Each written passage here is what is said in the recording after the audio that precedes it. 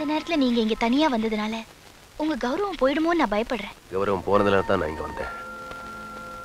பழைய சேதுவா இருந்தா உலகாரனா இருப்பேன். என்ன பாக்குறேன்? எனக்கு கல்யாணம் பண்ணி வச்சு அவன் யாரோ இல்ல, இறந்து போன முதலமைச்சரோட பொண்ணா. அவங்க அப்பனை எரிச்சிட்டு தினம் என்ன எரிச்சுக்கிட்டு இருக்கா. என்ன சொல்றீங்க?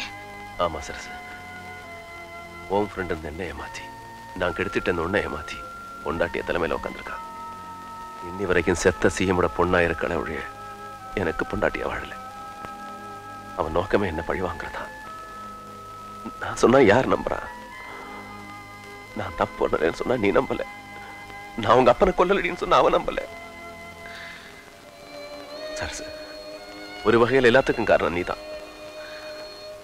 ஐயர் வேஷம் போட்டு நீதான் வேலைக்கு அனுப்பி வச்ச.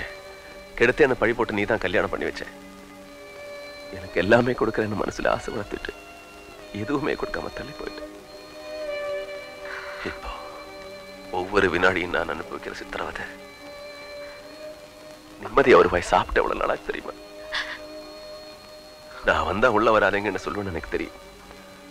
உன்னை விட்டா எனக்கு வேற இடமே இல்லை சரசு.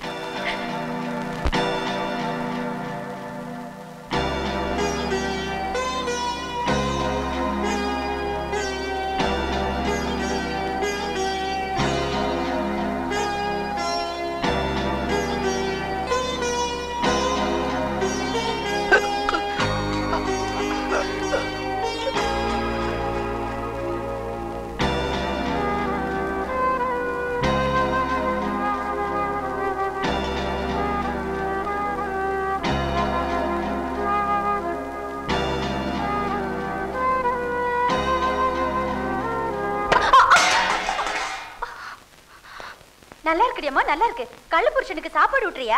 மடியில படுக்க வச்சு ஊட்ட வேண்டியதானே? உனக்கு சுகமா இருக்கு, அவருக்கு சுகமா இருக்கும். எதுக்கு நீங்க வந்த? புருஷன் வப்பாட்டி வீட்டுக்கு போறதை தெரிஞ்சுக்கிட்டு பொறுமையா வீட்டுல உட்காந்துருக்கேன். நான் ஒண்ணு கண்ணகி இல்ல. என்னம்மா சொன்ன? நான் வப்பாட்டியா? பொண்ணா நடந்துக்கமா. உனக்கு பாவம் பார்த்து உன் வாழ்க்கை பாழையிடக்கூடாதுன்னு என் வாழ்க்கையை நான் நாசமாக்கிக்கிட்டேன். யாரோ பண்ண தப்புக்கு யாரையோ பழி வாங்குறியே. நான் விரும்பினவருக்கு எந்த பழி பாவமும் வரக்கூடாதுன்னு தான் வாழ்க்கை கல்யாணம் பண்ணி வச்சேன். ஆனா நீ அவர் வாழ்க்கையை நரகமாக்கிட்டியே. ஓஹோ, அத சொர்க்கமாக்கிதான் அவர் அடிக்கடி உங்ககிட்ட வந்துட்டு போறாராக்கும். கண்டு முன்னாடி கட்டினவளை கை நீட்டி அடிச்சிட்டல. ஓ, நான் குலகாரம் ஆறதுக்கு முன்னாடி இங்க இருந்து போயிடு. போடி. அனுபவிப்பேன்.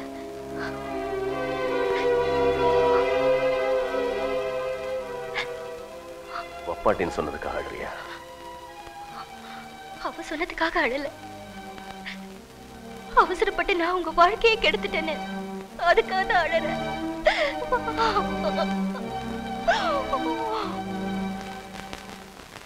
நாம தூரத்துல இருந்து சேதுபதியை குறி வச்சிட்டு இருக்கோம். ஆனா பக்கத்துல இருந்தே பள்ளம் தோண்டிட்டு இருக்கா ஒருத்தி. யார் அது? சேதுபதியோட பொண்டாட்டி. சிஎமுக்கும் அவன் பொண்டாட்டிக்கும் ஏக பொருத்தம்னு பேப்பர்ல பக்க பக்கமா கிழிக்கிறான் பாரு. அவ ரோடோட ஆடுறா, இவ மானம் ஊர் ஊரா பறக்குது. ஓ, எதிரிக்கு எதிரி நண்பனா? மன்னிக்கணும் நண்பி. ஏங்க, நம்ம நாட்டு மண்வாசனையை மாத்தி ஒரு பொண்ணு தான் புருஷனுக்கு எதிராக நம்ம கேட்ட மாதிரி லெட்டர் கொடுப்பான்னு நினைக்கிறீங்களா? நினைக்கல, நிச்சயம் பண்ணிட்டேன். எப்போ ஒரு பொண்ணு தான் புருஷனை அவமானப்படுத்தணும்னு குடிச்சிட்டு நடு ரோட்ல துணியை அவுத்துட்டு ஆடினாலோ அவ இது மட்டும் இல்லை, எதையும் செய்வா. என்னோட யோசனை அது இல்லை. நாம சேதுபதியை சிஎம் பதவியிலேருந்து கீழே இறக்கிட்டோம்னா திரும்ப அவனை மக்கள் தியாகின்னு சொல்லி ஓட்டை போட்டு கோட்டையில் ரொம்ப உட்கார வச்சிருவாங்க. அதான் யோசிக்கிறேன். சரி, அனுப்புறதுன்னு முடிவு பண்ணியாச்சு. கெட்ட பேரோட அனுப்புவோம். ஆளும் கட்சிக்கு கெட்ட பேர் உண்டாக்கணும்னா 3 வழி தாங்க இருக்கு. 1, அரிசி விலையை ஏற்றணும். அரிசி விலையை ஏற்றி ஜனங்க கஷ்டப்பட்டு போராட்டம் பண்ணி அதெல்லாம் நாளாகும்பா. இல்லை மதவெறி தூண்டி விடணும். ஐயோ, அது கத்தி மாதிரி திருப்பி நம்மளையே குத்திரும். அது வேணாம். அப்போனா உயிர் பலி தான் உடனடி நிவாரணி. கொஞ்சம் ஜனங்க சாகட்டும். கொஞ்சம் வேணாம், நிறையவே சாகட்டும். ஜனங்க சாவறதுக்கு அவன் தான் காரணம்னு மக்கள் நினைச்சாங்கன்னா நிச்சயமா அவனுக்கு கெட்ட பேர் வந்துடும்.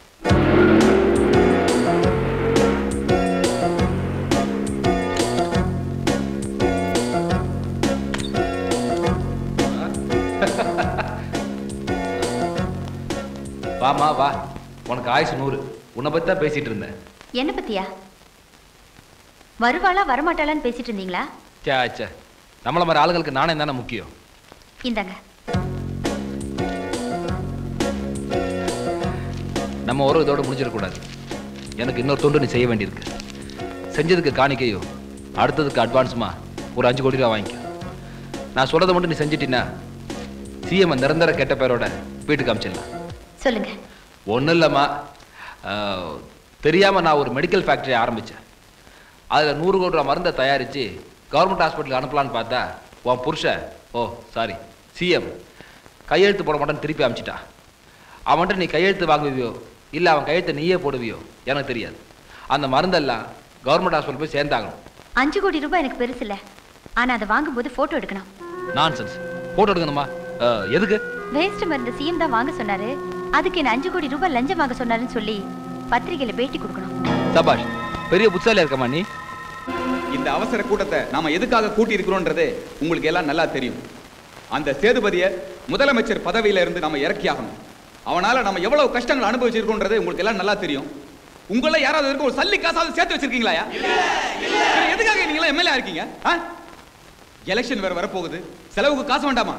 வரப்போற எலெக்ஷன்ல நம்ம ஜெயிக்க போறோமோ இல்லையோ யார் கண்டது? அதுக்குள்ள 4 காசு நம்ம சம்பாதிக்க வேணாம். அதனாலதான் சொல்றேன், சேதுபதியை முதலமைச்சர் பதவியிலிருந்து இறக்கிட்டு புதுசா ஒரு முதலமைச்சரை நாம அவசரமா தேர்ந்தெடுத்தே ஆகணும். இந்த கூட்டத்திலேயே முதலமைச்சர் ஆகிற புல் தகுதி அண்ணன் சைக்கோக்கு தான் இருக்கு.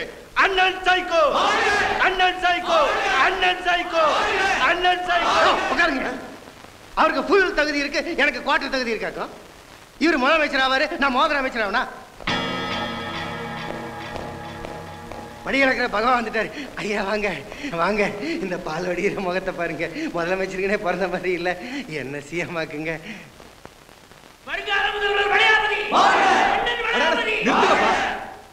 ஐயா, இவராவது தெரியாதனமா ஜனங்களுக்கு நல்லது பண்ணிருக்காரு, நான் அது கூட பண்ணதில்லைங்க. அதனால நீங்க என்னதான் முதலமைச்சர் ஆக்கணும். ஐயா, இனிமே தெரியாம கூட நல்லது பண்ண மாட்டேன், நான் தான் முதலமைச்சர். ஐயா, பழைய முதலமைச்சரோட மணி விழாவை மரண விழாவா ஆக்குனதே நான் தான், அதனால நான் தான் முதலமைச்சர். நிறுத்தியா, அதெல்லாம் பழைய கதை. சேதுபதிக்கு எதிராக அராஜகத்தை தூண்டி விட்டு வன்முறை வளர்த்து விட்டது யாரு? நானு. அதனால நான் தான் முதலமைச்சர். தெய்வமே, நான் முதலமைச்சரானா பேருக்கு தான் நான் முதலமைச்சர். மற்றபடி நீங்க என்ன சொல்றீங்களோ அதை தான் நான் செய்வேன். இவரு நீங்க சொல்றதை தான் செய்வாரு, நான் நீங்க நினைக்கிறதையே செய்வேங்க. என்ன முதலமைச்சர் ஆக்குனீங்கன்னா வாங்குற லஞ்சத்துல 50% உங்களுக்கு காணிக்க ஆக்குறாங்க. நான் முதலமைச்சரானா லஞ்சம் வாங்குற எல்லாத்தையுமே உங்களுக்கு கொடுத்துறேங்க. நான் பரவாயில்ல, இவன் முதலமைச்சர் ஆகக்கூடாது. நான் காட்டி பரவாயில்ல, இவன் ஆகக்கூடாது. நான் முதலமைச்சர் ஆகாட்டி பரவாயில்ல, இவன் ஆகக்கூடாது. நான் காட்டி பரவாயில்ல, இந்த நாய் ஆகக்கூடாது. நான் பரவாயில்ல, இவன் முதலமைச்சர் ஆகக்கூடாது. நான் காட்டி பரவாயில்ல, இவன் ஆகக்கூடாது. நான் முதலமைச்சர் ஆகாட்டி பரவாயில்ல, இவன் ஆகக்கூடாது. நான் காட்டி பரவாயில்ல, இந்த நாய் ஆகக்கூடாது. நான் ஆயிட்டுமா?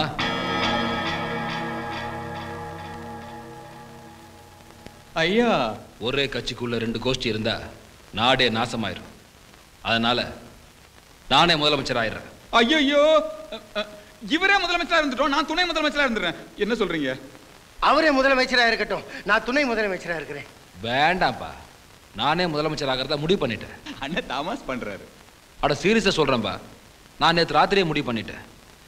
உங்களை வளர்த்து விட்டு நீங்க என் முதுகுல குத்துறதை விட நானே முதலமைச்சராகி பவருக்கு வர்றதா முடிவு பண்ணிட்டேன். என்ன சொல்றீங்க? அன்பு தெய்வ ரங்காச்சாரி, இதய தெய்வ ரங்காச்சாரி, எங்கள் தலைவன் ரங்காச்சாரி. அன்பு தெய்வம் ரங்காச்சாரி, அடுத்த முதல்வர் ரங்காச்சாரி, இதய தெய்வம்